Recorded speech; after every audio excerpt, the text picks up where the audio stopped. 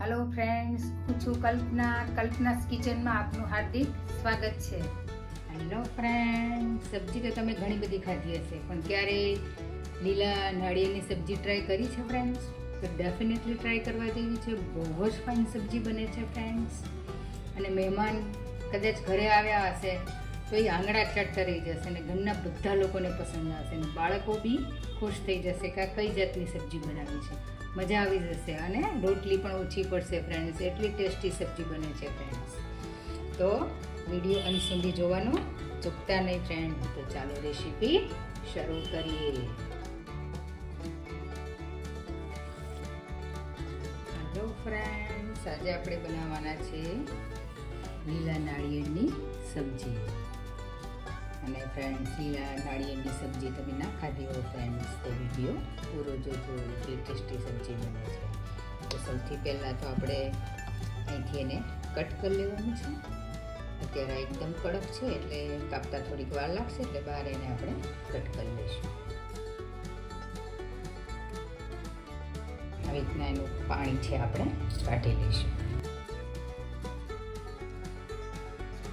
પાણી બધું ઉતારી લીધું છે અને આ પાણી આપણે અલગ રાખીશું. એનો આપણે પાછળથી યુઝ કરીશું. આને હવે 2 પીસ પાડી દેવાના છે, જેથી કરીને અંદરની જે સોફ્ટ મલાઈ છે એ નીકળી જાય. મેં એના 2 પીસ પાડી દીધા છે ફ્રેન્ડ્સ. તમારી ઘરે કંઈક કટ કરવાનું ના હોય તો તમે જ્યાંથી રોપા લો છો લીલા નાળિયેર ત્યાંથી તમે કટ કરાવી શકો છો. મારે ઘરે કુહાડી હતી એટલે એનાથી મેં 2 પીસ પાડી દીધા છે. હવે અંદરનું જે લીલું નાળિયેર છે આપણે એ બહાર કાઢી લેવાનું છે.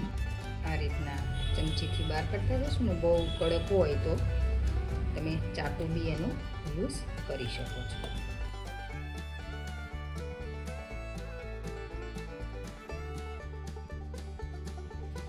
આ રીતના પીસ પાડી દેવા અંદર આ રીતના, એટલે જલ્દી નીકળી જશે. તમારે ઘરે ન કાઢવું હોય તો તમે જ્યાંથી રોપા લો છો ત્યાંથી બી તમે કઢાવીને લાવી શકો છો. આવી રીતના પછી કાઢતું જાઓ.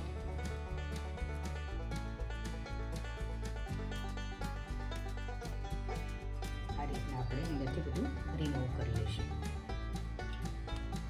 હવે આ બધાના આપણે સબ્જી બનાવવાની છે એટલે નાના નાના પીસ પાડી દઈશું. જે મોટા છે એ બધા આપણને જે ગમે એ પ્રમાણે નાના નાના પીસ પાડી દઈશું.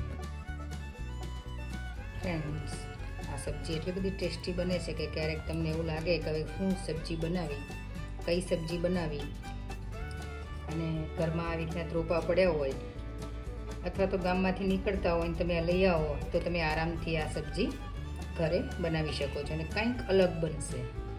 અને ઘરના બધાને મજા આવશે કંઈક ખાવાની કે કંઈક અલગ બન્યું. અને બીજી સબ્જી બનાવો છો એ રીતના જ આ સબ્જી બનાવવાની છે. આ રીતના આપણે બધા જ પીસ કરી દેવાના છે. ગેસ ઉપર મેં એક પેન ચડાવી દીધું છે. હવે આપણે સબ્જીનો વઘાર કરવાનો છે. તો સૌથી પહેલાં આપણે તેલ એડ કરી દઈશું. મેં લીધું છે 2 ટેબલ સ્પૂન તેલ. હવે એનો આપણે વઘાર કરીશું. તમામ પત્ર એડ કરીશું. થોડુંક અડધી ચમચી જેટલું આપણે જીરું એડ કરીશું. થોડીક હિંગ એડ કરીશું. મીઠા લીમડાના પાણી એડ કરીશું. આપણે લસણ અને મરચાંની પેસ્ટ છે એડ કરીશું અને સાંતળી મસાલો આપણો સતળાઈ ગયો છે. હવે મેં થોડા કેપ્સિકમ લીધા છે, આપણે એડ કરીશું. હવે એની અંદર આપણે મસાલા એડ કરીશું. ટેસ્ટ મુજબ આપણે મરચું એડ કરી દઈશું. ધાણા જીરું પાવડર એડ કરી દઈશું. હલ્દી એડ કરી દઈશું અને મિક્સ કરી દઈશું. મેં લીધો છે આપણે જે રીંગણ આખા બનાવીએ છીએ એની અંદર જે મસાલો હોય છે બેસનનો અને વરિયાળીનો, એ મસાલો લીધો છે. એ ઓપ્શનલ છે. મેં એટલા માટે લીધો છે કે જે ગ્રેવી છે એ એકદમ સરસ બને, એટલા માટે મેં અડધી ચમચી લીધો છે. હવે આપણે આ જે સબ્જી છે આપણા લીલા નાળિયેરના પીસ એ આપણે એડ કરી દઈશું.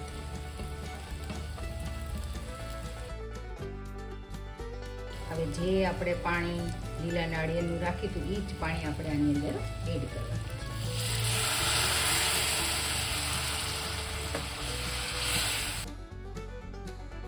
તમને થોડું ઓછું લાગે તો તમે બીજું પાણી એડ કરી શકો છો.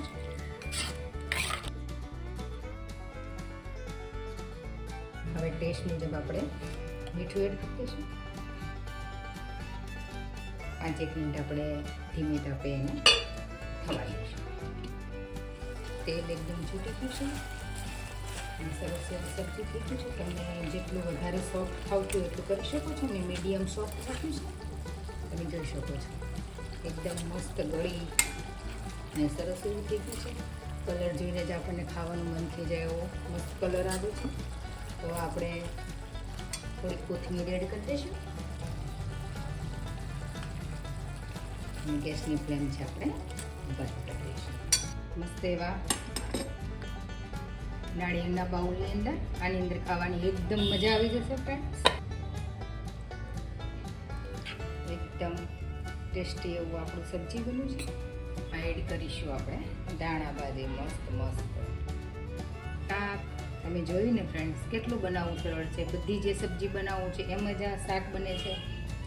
અને આ સબ્જી એટલી બધી ટેસ્ટી બનશે ને ફ્રેન્ડ્સ કે બધા જ ઘરના લોકો આંગળા ચાટતા રહી જશે. એટલું મસ્ત સબ્જી બને છે. હું પણ એક મેરેજની અંદર ગયેલી અને આ સબ્જી મેં ખાધેલી અને મને બહુ ભાવેલી. એટલે મને થયું કે ચલો રેસીપી મૂકીએ તો બધા બહેનો બી આ બનાવી શકે છે ફ્રેન્ડ્સ. અને હેલ્થની અંદર બી એકદમ બેસ્ટ છે. બનાવવું પણ સહેલું છે. તો ફ્રેન્ડ્સ તમને આ સબ્જી ફ્રેન્ડ્સ કેવી લાગી તો મને કોમેન્ટ સેક્શનમાં ફ્રેન્ડ જરૂરથી જણાવજો. અને જો વિડીયો સારો લાગે ફ્રેન્ડ્સ તો ફ્રેન્ડ્સ અને ફેમિલીમાં જરૂરથી શેર કરજો. તમને હું નજીકથી બી બતાવું. એકદમ ટેસ્ટી એવું આપણું શાક બનીને રેડી થઈ ગયું છે ફ્રેન્ડ્સ. તો ત્યારે મહેમાન આવે ત્યારે બી તમે આ શાક બનાવી શકો છો. એકદમ ટેસ્ટી એવું શાક બને છે અને કંઈક અલગ જ બનશે. મહેમાન ખાશે તો એને બી મજા આવી જશે કે જબરજસ્ત શાક બન્યું છે અને પૂછશે કે શેનું શાક બનાવ્યું છે ફ્રેન્ડ્સ. તો એક વખત જરૂરથી ટ્રાય કરજો ફ્રેન્ડ. બહુ જ સરસ સબ્જી બને છે. અને જો વિડીયો સારો લાગે તો ફ્રેન્ડ્સ અને ફેમિલીમાં જરૂરથી શેર કરજો. તો મળીએ આવા જ નવા વિડીયો સાથે ફ્રેન્ડ્સ. તો બધા જ ફ્રેન્ડને જય શ્રી કૃષ્ણ. આવજો.